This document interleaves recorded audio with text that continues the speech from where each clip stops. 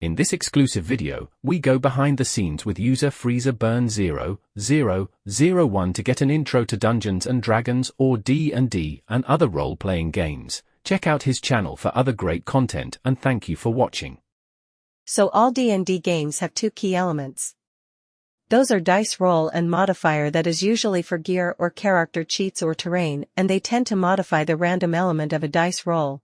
Example: leveling up would be considered a static modifier, and then terrain would be considered a dynamic or changing modifier. Sometimes, positioning if you're behind a guy could be considered a bonus to your modifier attack roll, and sometimes terrain, being above someone or on top of someone, having a high ground advantage could be a modifier, and this shows up in a lot of different games. For instance, Warhammer tends to implement this on attacking.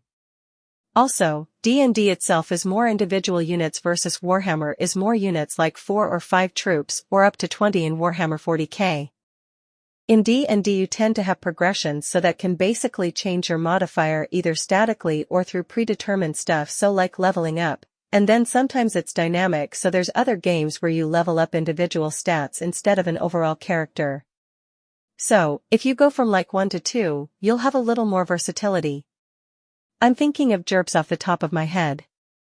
'Cause GURPS, you get so many points, and each stat upgrade costs so many points, per level or per progression. There are a lot of ways to do it, but the two most common ones are probability, which is usually some form of dice, d20, sometimes they have 10s, a usually higher means better, but not necessarily always. And then, they have this static way of doing, which would mean character sheets, terrains, sometimes armor, gear, but ultimately, it comes